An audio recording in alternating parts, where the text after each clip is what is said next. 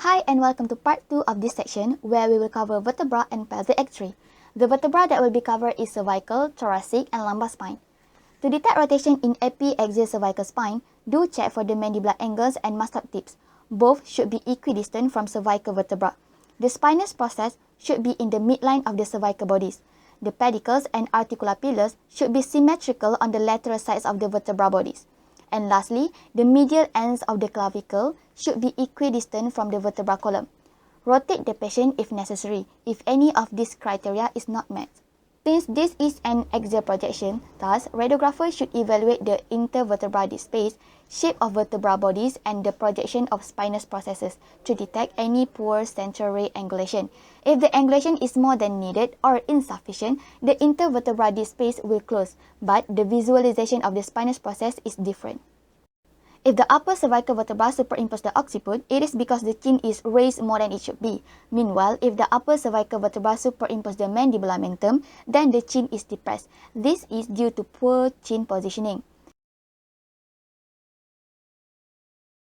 In the lateral cervical spine, the articular pillar superimposition and the zygapophyseal superimposition of each vertebra is used to detect any rotation. Meanwhile, superimposition of cranial cortices and mandibular rami is used to detect head tilting. If the vertebral foramen of C1 is visualized, then the head was tilted towards the filum.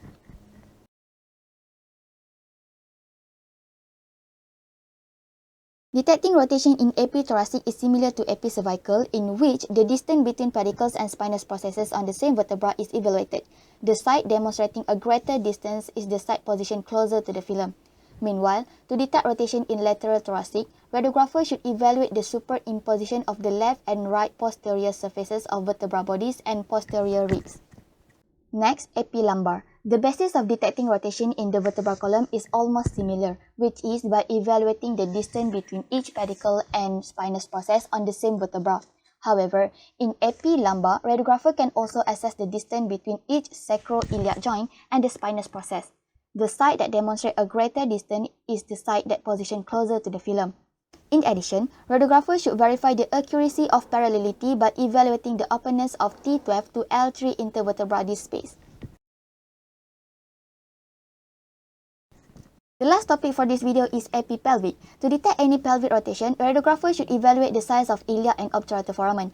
Patient is rotated to the left if the left ilium is wider and the left obturator foramen is narrower.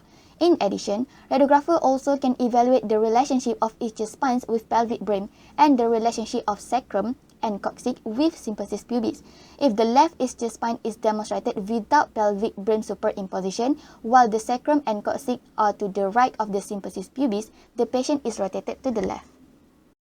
Meanwhile, the femoral neck visualization is typically evaluated to detect any leg and foot rotation in the epipelvis. In external rotation, the lesser trochanter is in profile, while in internal rotation, the greater trochanter is in profile. Pelvic possess unique anatomical characteristics that can distinguish the male and female. To distinguish between male and female pelvis, do check for their size and shape of pelvic, obturator foramen, and acetabula. Male pelvic size is bulkier, while female is slimmer. Male has a heart-shaped pelvic cavity, while female has an oval-shaped pelvic cavity.